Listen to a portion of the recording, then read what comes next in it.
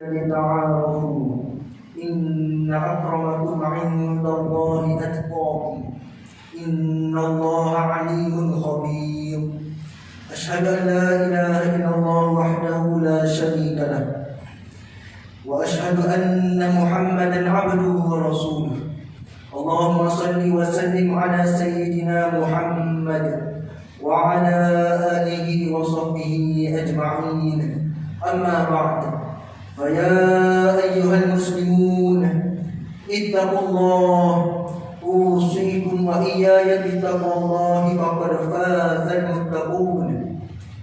قال تعالى بعد أعوذ بالله من الشيطان الرجيم: يا أيها الذين آمنوا اتقوا الله حق تقاته ولا تموتن إلا وأنتم muslimun. Shadaqallahul azim.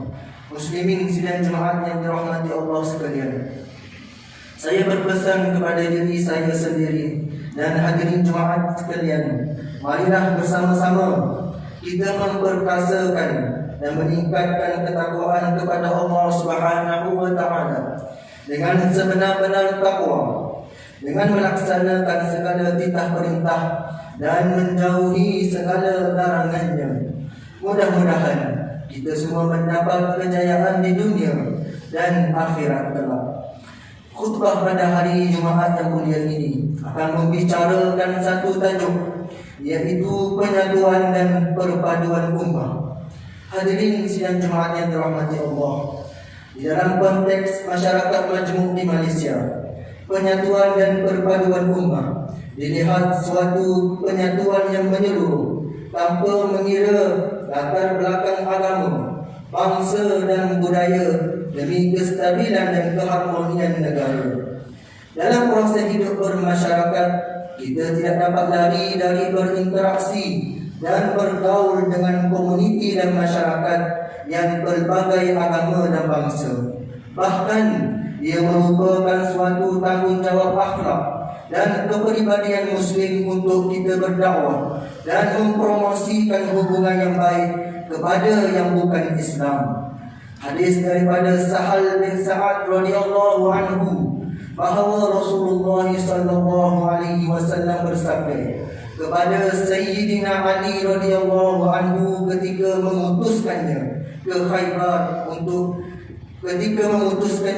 Khaybar dan memerintahkannya supaya menyeru orang-orang Yahudi kepada ajaran Islam.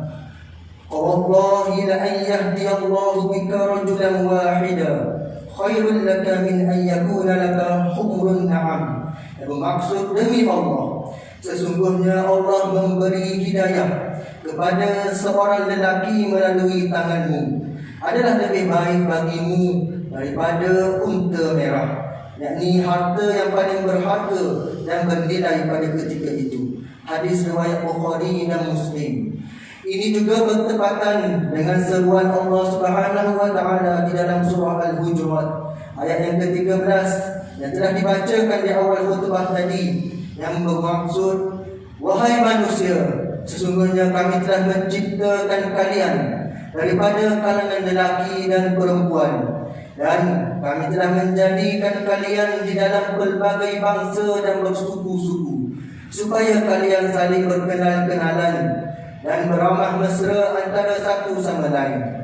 Sesungguhnya semulia-mulia manusia dalam kalangan kalian di sisi Allah ialah orang yang lebih bertakwa dalam antara kalian, bukan yang lebih dari sudut keturunan dan bangsanya.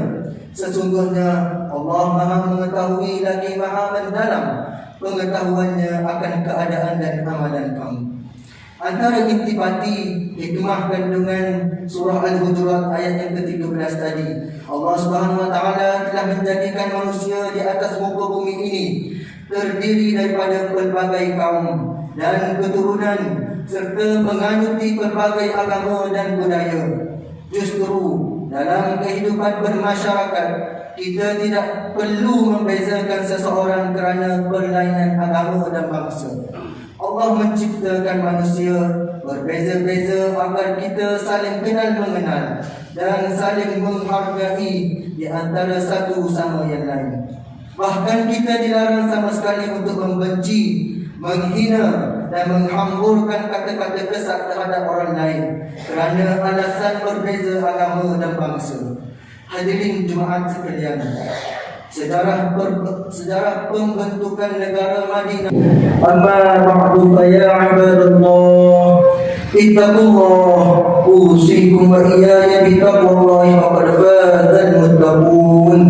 Hadirin yang dirahmati Allah sekalian, marilah sekali lagi kita bersama-sama bertakwa kepada Allah Subhanahu wa taala dengan melakukan ketaatan kepada-Nya dan menjauhkan diri daripada perbuatan keji dan maksiat. Inna Allah wa malaikatahu yusalluna 'alan nabi ya ayyuhalladzina amanu sallu 'alaihi wa sallimu taslima. Allahumma salli wa sallim ala sayyidina Muhammad wa ala alihi wa ashabihi ajma'in. Allahumma ighfir lil muslimin wal muslimat wal mu'minin wal mu'minat al ahya'i minhum wal amwat innaka sami'un qaribun mujibud da'awati wa yaqdi al hajat.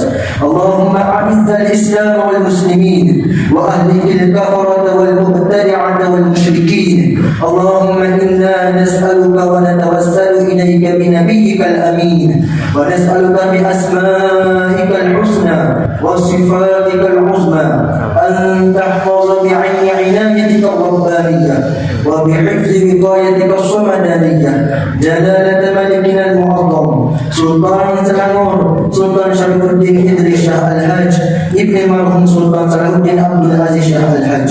اللهم أدم العون والهداية والتوفيق والصحة والسلامة منك لولي أهل سلامور تنكو أمي شاه ابن سلطان شرف الدين إدريس شاه الحاج بأمن وصلاح وعافية بمنك وكرامك يا ذا الجلال والإكرام.